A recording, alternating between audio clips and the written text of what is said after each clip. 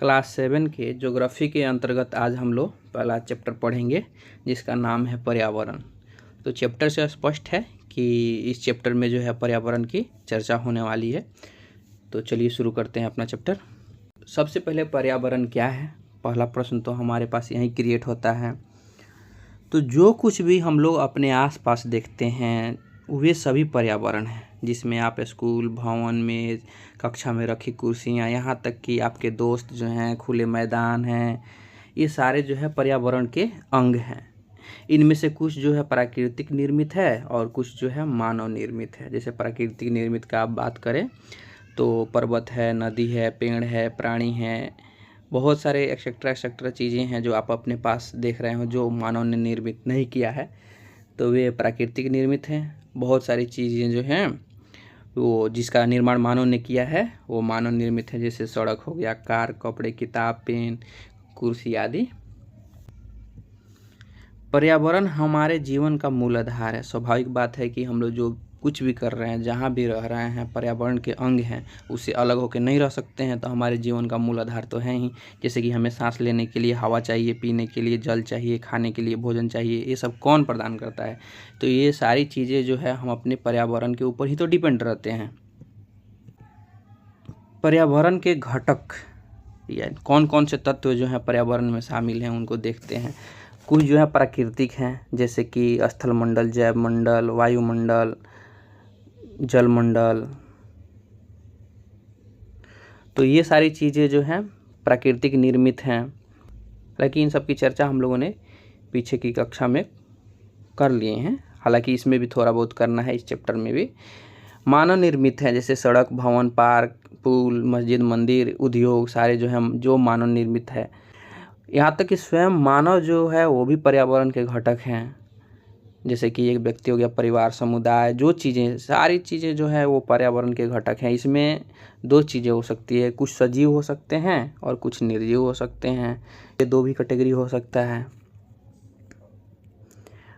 अब प्रश्न उठता है कि हमारा पर्यावरण आखिर क्यों बदल रहा है? आप देख रहे हैं कि हमारी ज़रूरतें दिन पर दिन बढ़ती जाती है। जिन घरों में पहले हाथ से कपड़ा धुलाई होता था, आज उनके लिए वॉशिंग मशीन चाहिए। पहले हाथ पंखा होता था, अब फैन आ गए हैं, इलेक्ट्रिक फैन आ गए। मतलब दिन पर दिन हमारी ज़रूरतें बढ़ती जा रही है। इसका तो पूर्ति हम लोग पर्यावरण से ही करेंगे। तो स्वाभाविक बात है कि जब हम पर्यावरण से पूर्ति करेंगे तो पर्यावरण में तो चेंजिंग आएगा, परिवर्तन आएगा। कभी कभी इसमें इतना हम लोग परिवर्तन कर देते हैं कि वो नष्ट ही हो जाता है। अगला प्रश्न उत्पन्न होता है कि मानव इस प्राकृतिक पर्यावरण को कैसे परिवर्तन कर रहा है? तो पहले इतनी सारी जो है मोटर वाहन नहीं थी। आज के डेट में देखिए तो तरह तरह के जो हैं कारखाने लगाए जा रहे हैं, जिससे निकलने वाले धुआं, जिससे निकलने वाले गंदे पानी हमारे नदियों में मिलते हैं। इस प्रकार आप देख पा रहे होंगे कि वायु प्रदूषण, जल प्रदूषण की समस्याएं दिन पर दिन बढ़ती जा रही है। तो इस प्रकार से मानव जो है पर्यावरण को दिन प्रतिदिन बदलते जा रहा है और परिवर्तित करते जा रहा है, नष्ट करते जा रहा है। अब एक निष्कर्ष इन चीज़ों से निकलता है कि आखिर पर्यावरण वास्तव में है क्या? तो एक डिफिनीशन निकल के आती है कि किसी भी जीवित प्राणी के चारों ओर पाए जाने वाले लोग, स्थल, वस्तुएं एवं प्रकृति पर्यावरण कहलाते हैं। ये प्राकृतिक एवं मानव निर्मित घटनाओं का मिश्रण होते हैं। स्वाभाविक बात है कि हम भी जो है पर्यावरण है, हमारे द्वारा किया गया जो निर्माण किया गया सड़क है, किताब है, कुर्सी है, जो चीज़ें हैं वो पर्यावरण के अंग हैं। और कुछ पहले से ही प्राकृतिक में जो है कुछ घटक मौजूद हैं, तो वे भी पर्यावरण के ही अंग हैं। तो दोनों एक दूसरे का मिला जुला रूप है। प्राकृतिक पर्यावरण में पृथ्वी पर पाई जाने वाली समस्त जीव तथा अजीव दोनों जो है परिस्थितियां शामिल हैं, जबकि मानवीय पर्यावरण में मानव की परस्पर क्रियाएं और उनकी गतियां, उनके द्वारा बनाई गई रचनाएं सम्मिलित हैं, जिसका जिक्र हम लोगों ने अभी किया है। अब पर्यावरण शब्द की उत्पत्ति कैसे हुई इसको देखते हैं। पर्यावरण शब्द यानी इन्वायरमेंट, इस शब्द की उत्पत्ति फ्रेंच शब्द से हुई है। जो फ्रेंच शब्द था वो था इन्वायरोनेर, जिसका अर्थ था पड़ोसी। इस शब्द से हम लोग इन्वायरमेंट बनाए और उसका अर्थ हमारे यहाँ पर्यावरण हुआ। प्राकृतिक पर्यावरण क्या है? जल, भूमि, पेड़ पौधे, जीव जंतु मिलकर प्राकृतिक पर्यावरण का निर्माण करते हैं, जिसमें स्थलमंडल आप जानते हैं, पहले भी पढ़ चुके हैं, हालांकि अभी पढ़ेंगे। जलमंडल, वायुमंडल, जैवमंडल, ये सभी मिल के जो है हमारे प्राकृतिक पर्यावरण का निर्माण करते हैं। चलिए देखते हैं कि फिर स्थलमंडल क्या है, एक बार फिर से देख लेते हैं। पृथ्वी की ठोस परपट्टी या ऊपरी जो परत है, कठोर परत, उसको जो है स्थलमंडल कहते हैं। ये चट्टानों एवं खनिजों से बना होता है एवं मिट्टी की पतली परत से ढका होता है। इस पर आप पहाड़, पठार, मैदान, घाटी जैसे बहुत सारे विभिन्न स्थलाकृति आप देख सकते हैं। कहीं पहाड़ है, कहीं समतल है, कहीं खाड़ी है। इस प्रकार के स्थलाकृति आप इस सतह पे देख सकते हैं भूपरपट्टी पर। ये स्थलाकृति महाद्वीपों के अलावा महासागरों के सतह में भी पाई जाती है। जलीय सतह जो है उसके नीचे भी जो स्थलाकृति पाया जाता है वो भी जो है हमारे स्थलमंडल का ही भाग है,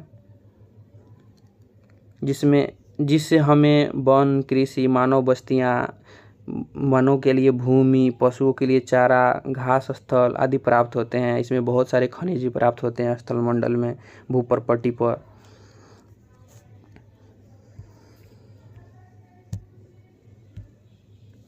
जल के क्षेत्र को जलमंडल कहते हैं। जहाँ जल पाया जाता है उसे जलमंडल कहते हैं। यह जल के विभिन्न स्रोत जैसे नदी हो गया, झील हो गया, समुद्र, महासागर जैसे विभिन्न जलाशयों से मिलकर बना होता है। जल सभी प्राणियों के लिए आवश्यक होता है। इसका जो है एक्सप्लेनेशन करना जरूरी नहीं है, क्योंकि जल कितना आवश्यक है ये आप भी जानते हैं। पृथ्वी के चारों ओर फैली वायु की पतली परत वायुमंडल कहलाता है। पृथ्वी कि ये जो वायुमंडल जो है चारों तरफ गुरुत्वाकर्षण बल के कारण थमी हुई है, बंधी हुई है।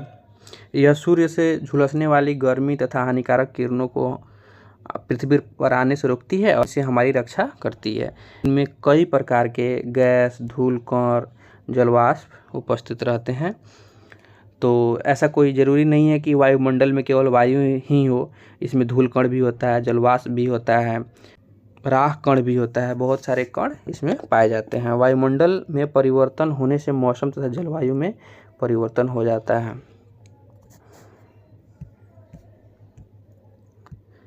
पादप एवं जीव जंतु मिलकर जैव मंडल या सजीव संसार का निर्माण करते हैं। जैव मंडल क्या है? एक सजीव संसार है। यह पृथ्वी की वह संकीर्ण क्षेत्र है जहाँ स्थल, जल, वायु मिलकर जीवन को संभव बनाते हैं। तो जैव मंडल वैसा मंडल है जहाँ स्थल, जल एवं वायु मिलकर जीवन को संभव बनाते हैं, यानी इसके मौजूदगी के कारण ही जीव संभव है।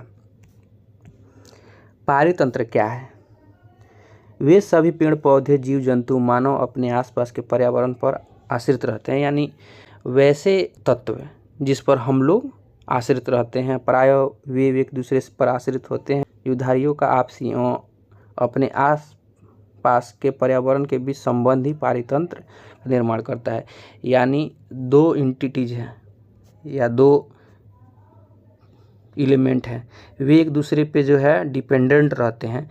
ऐसे जो है सबसेट, यानी ऐसे जो सबसेट होता है पर्यावरण का, उसे पारितंत्र कहा जाता है। जैसे कि अधिक वर्षा वाले वन, घास स्थल, रेगिस्तान, पर्वत, झील, नदी, महासागर एवं छोटे से ताल का भी एक पारितंत्र हो सकता है। एक तालाब का भी अपना एक पारितंत्र हो सकता है। एक बच्चा जो घर से बाहर नहीं जाता है उसका भी एक पारितंत्र हो सकता है, उसका भी एक सिस्टम हो सकता है। पारितंत्र को डिफाइंड किया गया है वह तंत्र जिसमें समस्त जीवधारी आपस में एक दूसरे के साथ ध्यान रखिएगा, अगर एक दूसरे पर डिपेंड नहीं है तो वो आपके पारितंत्र का हिस्सा नहीं है। एक दूसरे के साथ तथा पर्यावरण के उन भौतिक तथा रासायनिक कारकों के साथ परस्पर क्रिया करते हैं जिसमें वे निवास करते हैं। आप जहाँ रहते हैं उसमें अगर कोई एलिमेंट है जिस पे आप डिपेंड रहते हैं वो आप पे डिपेंड रहता है। ऐसे सिस्टम को जो है हम लोग पारितंत्र कहते हैं। ये सब ऊर्जा और पदार्थ के स्थानांतरण द्वारा संबंध है। हो सकता है कि किसी चीज़ से आपको ऊर्जा की ज़रूरत है तो उस पर आप डिपेंड हैं। मानवीय पर्यावरण क्या है? मानव अपने पर्यावरण के साथ पारस्परिक क्रिया करता है और उनमें से अपनी आवश्यकताओं के अनुसार कुछ परिवर्तन करता है। प्राकृतिक में पहले मानव जो रहता था जंगल झाड़ियों में, तो उसकी आवश्यकताएं कम थी, कंदमूल था खाने के लिए, तो उसको खा के वो अपना सेवन करते थे। बाद में उन्होंने शिकार करना शुरू कर दिया। धीरे धीरे उनको जो है कंदराएं यानी गुफाओं में रहने की आदत हुई, तो सेल का निर्माण करना शुरू कर दिया। फिर जो है जब कृषि करने के लिए सोचा तो वन की कटाई करने लगा। आज जो है हम लोग औद्योगिक क्रांति के दौर में उद्योग लगाने के लिए जो है बहुत सारे एलिमेंट जैसे पेड़ कटाई करना शुरू कर दिए। तो धीरे धीरे क्या है कि हम लोग परिवर्तन के दौर में जो है पर्यावरण को क्षति भी पहुंचाए जा रहे हैं। तो ये सारे चीज़ जो हैं हमारे मानवीय पर्यावरण के हिस्सा बनते जा रहे हैं, लेकिन कहीं ना कहीं हम लोग प्राकृतिक पर्यावरण को जो है दूषित किए जा रहे हैं। प्रत्येक वर्ष 5 जून को विश्व पर्यावरण दिवस मनाया जाता है। इसका थीम अलग अलग होता है, विषय अलग अलग होता है। हर वर्ष जो है 5 जून को पर्यावरण दिवस मनाया जाता है। वस्तु विनिमय पद्धति क्या है? आप जो है अगर ग्रामीण परिवेश से अगर बिलोंग करते हैं तो आप देखते होंगे, अगर कोई आइसक्रीम चाहे कुछ बेचने गाँव में आता है तो अक्सर लोग क्या करते हैं कि उसको धान, गेहूँ, चावल आदि दे के उससे सामान ले लेते हैं, जिसमें हम लोग मुद्रा नहीं देते हैं, सामान के बदले सामान ले लेते हैं। वैसे सिस्टम को वस्तु विनिमय पद्धति बोलते हैं। इस चैप्टर में इतना ही था। बहुत बहुत धन्यवाद आपका अंत तक बने रहने के लिए। फिर मिलते हैं हम लोग अगले लेक्चर में। तब तक आप हमारे साथ बने रहें।